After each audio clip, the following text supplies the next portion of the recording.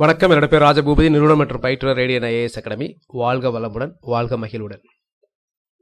So இப்போ வந்திருக்கிற ஒரு அப்டேட்ஸ் அபவுட் குரூப் 1 கேஸை பற்றி. இந்த குரூப் 1 கேஸை ஒரு தனி ஆளாக சில நண்பர்களின் உதவியோட ஆச்சரிய கல்வியை சேர்ந்த மிஸ்டர் ராமரத்னம் அவர்கள் நடத்திட்டு இருக்காங்க.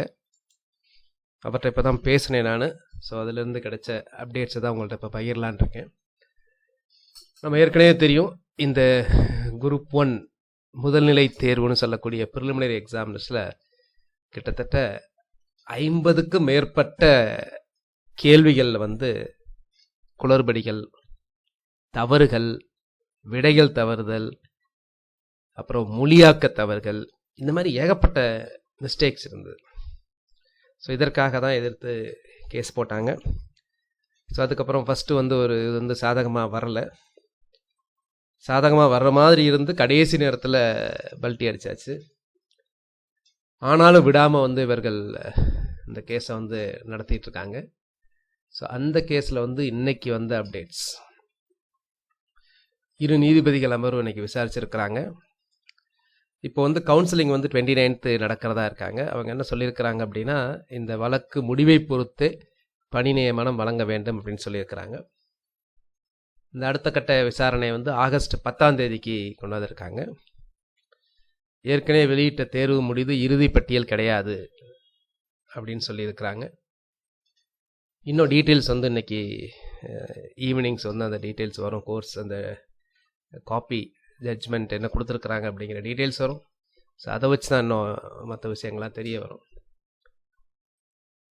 பட் ஏதோ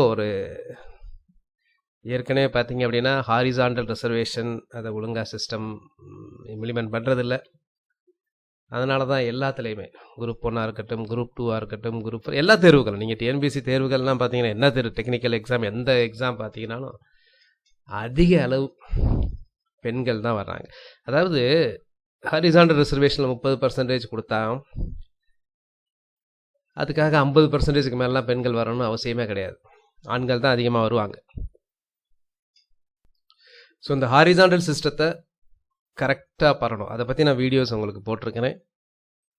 அந்த இதில் வீடியோ செக்ஷனில் பாருங்கள். இந்த ஹாரிசான்டல் ரிசர்வேஷனை எந்த மாதிரி இம்ப்ளிமெண்ட் பண்ணணும். இது போன குரூப் 1க்கு மட்டும் கிடையாது, இப்போ வந்திருக்க குரூப் 1க்கு மட்டும் கிடையாது. குரூப் 2, குரூப் 2A, குரூப் 4 போன்ற எல்லாத்துக்கும் நிறைய பிரச்சனைகள் வரும். ஆண் தேர்வர்கள் பாதிக்கப்படுவார்கள். யாருமே 30% இந்த இடஒதுக்கீடு கொடுத்ததை எதிர்க்கல. அது ஒழுங்காக ப்ராப்பராக இம்ப்ளிமெண்ட் பண்ணுங்க அப்படின்னு சொல்கிறோம். அவ்வளோதான். ஸோ வேறு ஏதாவது அப்டேட்ஸ் இருந்தால் உங்களுக்கு அப்டேட் பண்ணுறேன். தேங்க்யூ.